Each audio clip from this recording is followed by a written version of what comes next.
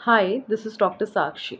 As 24th May celebrated as Schizophrenia Awareness Day.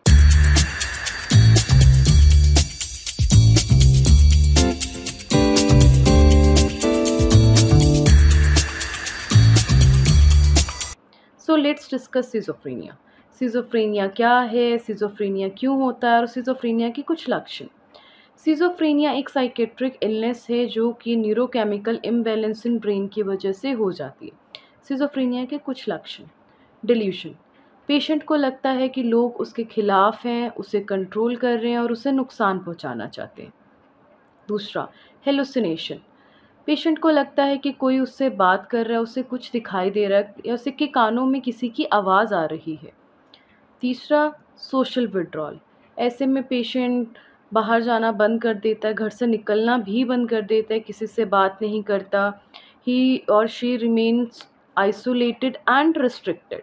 Then the emotional withdrawal, ऐसे patients के कुछ emotions नहीं रहते हैं। And then the speech is also disorganise, that they don't know कि उन्हें क्या बात करनी है, किससे क्या बात करनी है। So as the patient is also not having the insight about their illness, कि ऐसे मरीज़ों को नहीं पता होता कि उनको ये बीमारी है। They are not aware about their illness. So ऐसे में फैमिली मेम्बर्स की रिस्पॉन्सिबिलिटी बनती है कि पेशेंट को treatment दिलवाएं। And there is treatment available for schizophrenia. By treatment we can make the living better of the schizophrenic patient. And जिन लोगों को इसके बारे में नॉलेज नहीं है या नहीं पता इन लक्षणों के बारे में, उनके घर वाले सोचते हैं कि या कोई ये ऊपरी पराया या कुछ भूत प्रेत है, जबकि ऐसा नहीं है। ये एक साइकेट्रिक इलनेस है जिसका ट्रीटमेंट अवेलेबल है।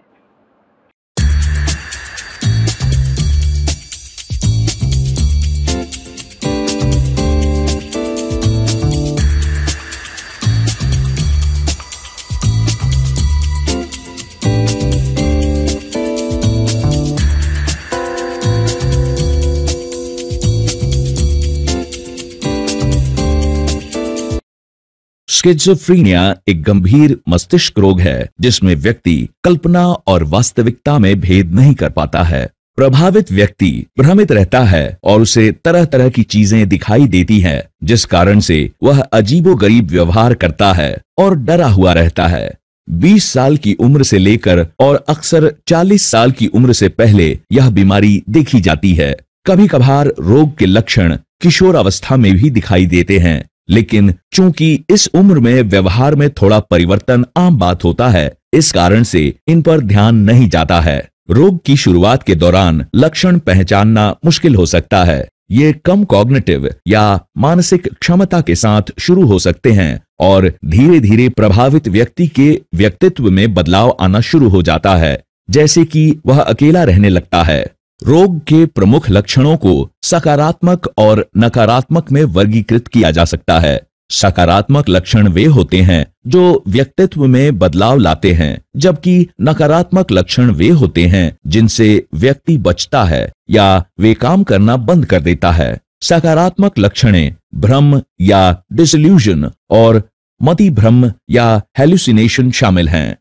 भ्रम कई प्रकार के होते हैं। अधिकतर व्यक्तियों के मन में यह बात गहरे से बैठी होती है कि दूसरे लोग उसे सम्मोहित करने या नुकसान पहुंचाने का प्रयास कर रहे हैं। बहुत से मरीज यह भी मानते हैं कि उनके पास विशेष शक्तियां हैं या वे कोई प्रसिद्ध व्यक्तित्व हैं। एक बार में एक या एक से अधिक भ्रम मौजूद हो सकते हैं।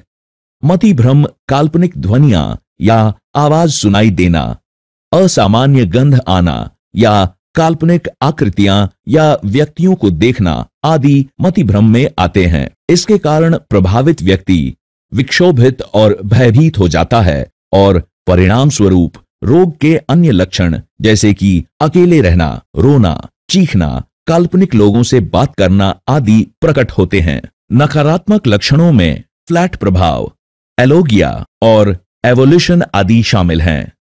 फ्लैट प्रभाव, व्यक्ति बातचीत या संवाद में रुचि नहीं रखता है।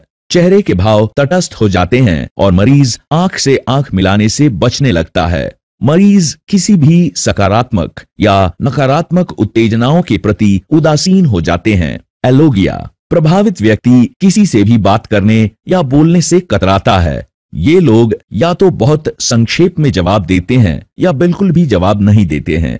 एवोल्यूशन, इस लक्षण वाले व्यक्ति बहुत लंबे समय तक एक ही स्थिति में बैठे रहते हैं। चलने फिरने और कोई काम करने के प्रति ये लोग अच्छा खासा प्रतिरोध दिखाते हैं। इस रोग का सही कारण अभी तक पता नहीं चला है, हालांकि इसके लिए शोध जारी है। आनुवांशिकता इस रोग के प्रमुख कारकों में से एक है। माता पिता, भाई बहन या जुड़वा बच्चे का स्किज़ोफ्रेनिया से ग्रस्त होना दूसरे बच्चों में भी इस रोग की संभावना को बढ़ाता है। न्यूरोलॉजिकल कारणों में न्यूरॉन्स और तंत्रिका संचारक के बीच संचार और नेटवर्क में गड़बड़ी हो जाना शामिल है, जो रोग के लक्षणों को पैदा करता है।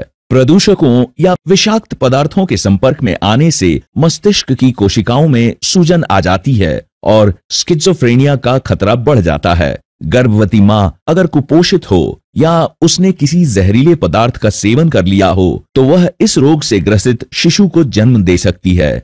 नशीले पदार्थों का सेवन, किशोर अवस्था में शराब या नशीली दवाओं की लत वयस्क अवस्था में स्किज़ोफ्रेनिया के जोखिम को बढ़ा सकती है। रोग व इसके लक्षणों के इलाज के लिए दवाओं और अन्य थेरेपियों का उपयोग किया जाता है। आमतौर पर क्विटियापिन, पैलिपेरिडोन, क्लोरप्रोमाजीन और फ्लूफेनाजीन जैसी एंटीसाइकोटिक दवाएं दी जाती हैं। ये डोपामाइन नामक न्यूरोट्रांसमीटर के कार्य को प्रभावित या अवरुद्ध करती हैं।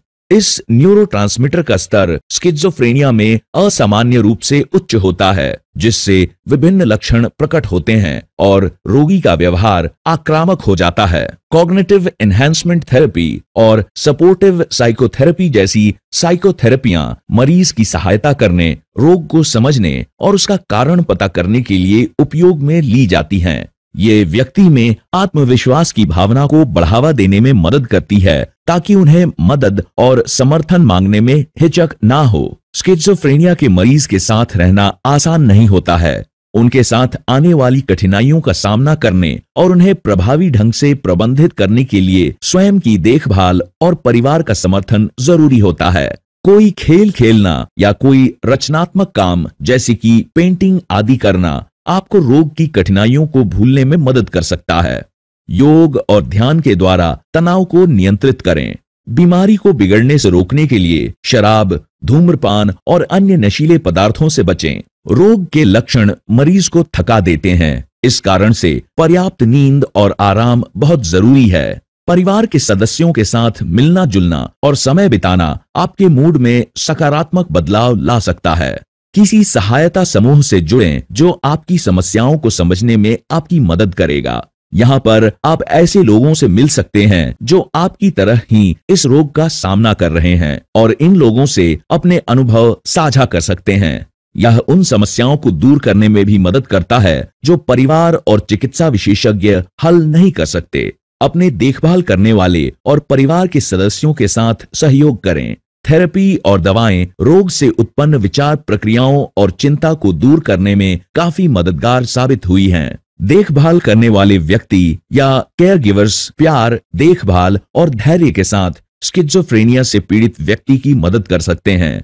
इस बीमारी के परिणामों और इससे पैदा होने वाले विभिन्न स्थितियों के बारे में समझें तथा विभिन्न विपरीत परिस्थितियों के लिए तैयार रहें। मरीज के आसपास का वातावरण शांत और शोर शराबे से दूर रखें। नुकीले और विषाक्त पदार्थों को प्रभावित व्यक्ति की पहुंच से बाहर रखें। अगर हो सके तो ऐसी चीजों को ताले में रखें। प्रभावित व्यक्ति को शराब, ड्रग्स और धूम्रपान से दूर रखें। इसका सबसे अच्छा तरीका यह है कि मरीज का ध्यान किसी दूसरी चीज में लगाए रखा जाए। लक्षणों को पैदा करने वाले कारकों और अचानक व्यवहार में परिवर्तन करने वाले कारकों पर नजर रखें। रोग के लक्षण और अधिक न बिगड़ें, यह सुनिश्चित करने के लिए मरीज से शांति और धैर्य से पेश आएं। मरीज को नियमित रूप से दवा देते रहें। भोजन सही समय पर और पर्याप्त मात्रा में दिया जाना चाहिए। प्रभावित व्यक्ति खाना खाने से मना कर सकता है। भूख रोग के लक्षणों को और अधिक बिगाड़ देती है। मरीज के सामने अपनी चिंताओं और परेशानियों को जाहिर ना होने दें। अपने गुस्से पर काबू रखें और मरीज के साथ धैर्य और प्यार से पेश आएं। आपातकालीन स्थिति में मदद पाने के लिए परिवार के अन्य सदस्यों या सहायता समूहों के संपर्क में रहें।